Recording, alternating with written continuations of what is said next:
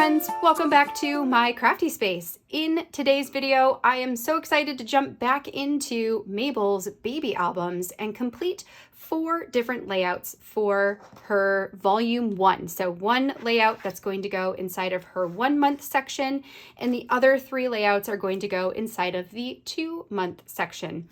If you haven't checked out last week's video, you'll definitely want to go and take a peek over there.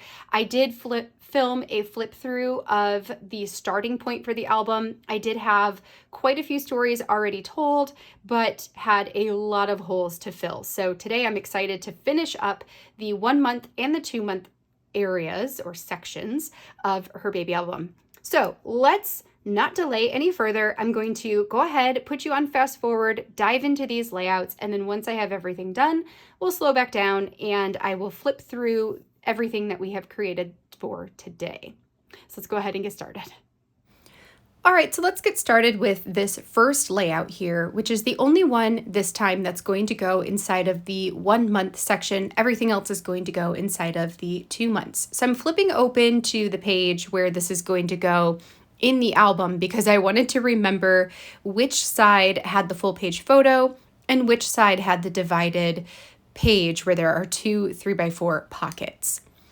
When I sent this story concept idea to my sister-in-law, I asked her to tell me a story about overcoming something that was difficult and how did she overcome a part of being a new mom that was particularly hard for her. And a large portion of her story revolved around the help that she got from her husband, my brother-in-law. And that's why this photo is the one that we chose to tell this story. Even though it's from the hospital when Mabel was born, it still really clearly and visually represents what this story is all about.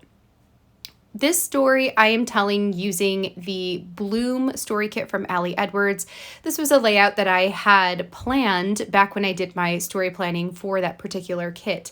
I set aside the cork title that says "This Moment," and I also had a 3x4 floral card that I used a 3-inch punch to just punch it into a circle, and I added half of the circle at the bottom of the photo with the cork title piece on top. That's going to go back to back with the page before it, which I believe was just a bunch of journaling. Yes, it's a bunch of journaling. So I'm sticking this back to back, putting them together. I'm going to trim off the excess and re-hole punch this so that the whole thing can go inside of the album. For the opposite side, I am using the quote that says, "There's always flowers for those who want to see them," which was the inspiration behind this whole layout, right? A story about overcoming and still looking for the good. And then the story card here says "The Story." I added the journaling to this one. I'd originally intended this to be just a 3x4 card with a little bit of journaling on it. But when my sister-in-law typed up her story, she had quite a bit to say, and I didn't want to take any of it out. So I just formatted it where I had the 3x4 on top, and then underneath is a 3x8 that I folded in half. I adhered the title card or the story card there on top of the flap so that it could go inside of the pocket and flip up to reveal more of the story. Because there is this flip up interactive piece, I do want to add one of these tab stickers to the bottom of the flip up so that you know to pull up on that in order to see more of the story underneath. These are Avery L tabs, and I believe this one's an inch wide. I like to keep the ones that are an inch and an inch and a half. I go back and forth between which ones I like better. With these smaller albums, I tend to like the smaller tabs better. So there we go. This is going to finish up the first story. Then we're going to flip back to the very last page inside of the 1-month section here. And I had pre-cut out a piece of pattern floral paper. I don't even know where that one came from. I feel like it might have been a Paper Person pattern paper that I just had in my stash. I went through a bunch of them and pulled out ones that had either some kind of rainbowy type of pattern or a floral type of pattern, something that would look really pretty just on its own without any embellishments or anything on top of it. So I adhered that to the back of the full page photo there, and that's going to complete the 1 month section. Next, I'm bringing out the pieces that I need for the title portions for 2 months. And I did reprint or reformat my journaling page here. This is all the 2-month stats. I'm going to start stamping on this and then remember that I actually have a second one where I can add the hole punches to it without accidentally punching through the words that I had typed out. So I pull over that second one. We're going to stamp O2, and then next to the O2, I am stamping MO and a period to stand for 2 months. This stamp set here is the Max Outline from Carrie Bradford Studio. And one of the things I really love about using an outline stamp is you can layer the letters on top of each other and you're still able to see the definition for each of the individual letters or numbers. So it allows me to squish my title in there and you can still totally read it. Now this is going to go back to back with a full page photo that I printed. My sister-in-law took a picture like this with Mabel for every single month of her life except for, or of her first year I should say, except for 12 months. I think that's the only one we're missing.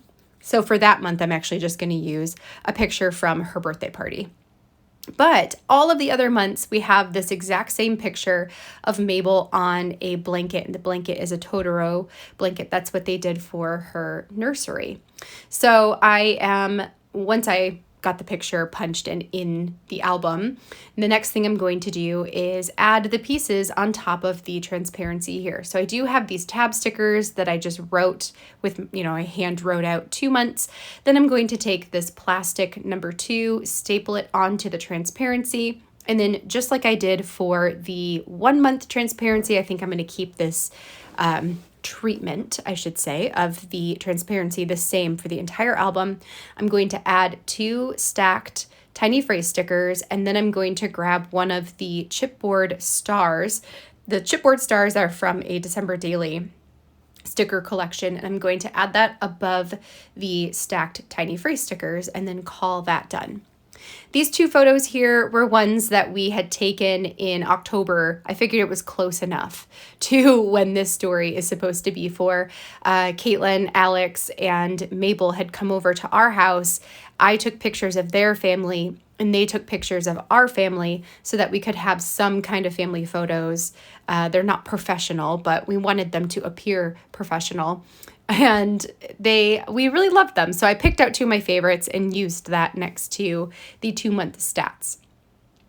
This next layout here was inspired by this little diamond die cut that says the best of 2020, something along those lines.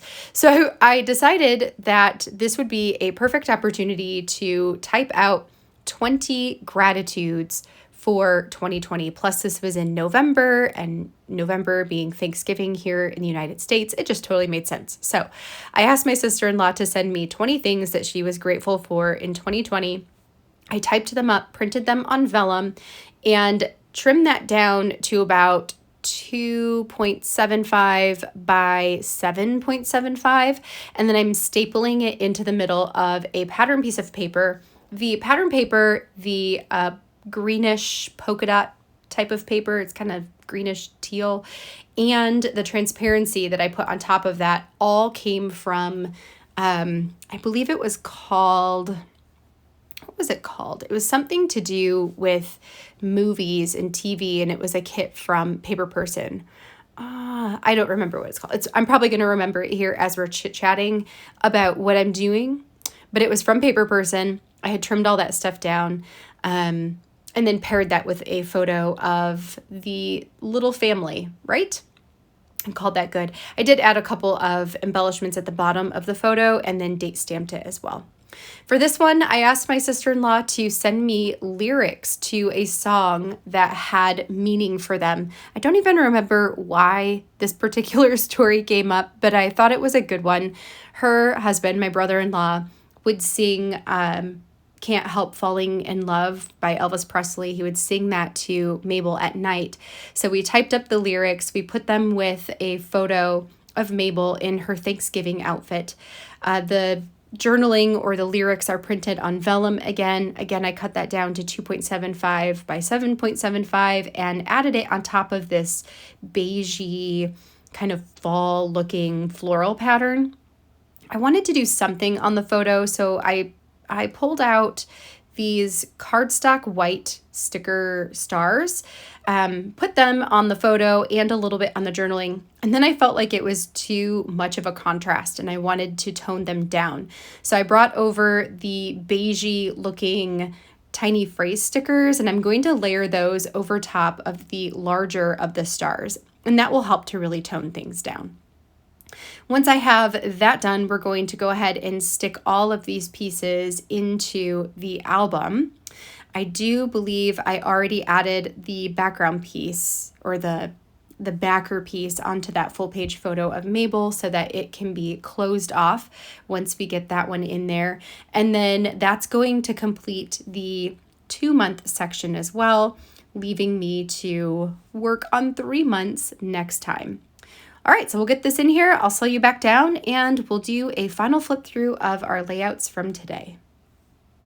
All right, friends, that completes my 4 layouts for today. So a quick flip through of the ones we worked on. The first was this one here using the Bloom Story Kit with a 3x4 flip up journaling. This was a layout that was already completed in here that just needed the pattern paper on the back to finish out the 1-month section. And then we started into the 2-month section. So we've got the title transparency here. We've got the photo of Mabel with her 2-month onesie. We've got the stats for Mabel for 2 months, and then just a couple of family pictures that were taken during November, which would have been technically month 2 was November of 2020. So there's a couple family photos. Then I had my sister-in-law send me the 20 things about 2020 that they wanted to remember.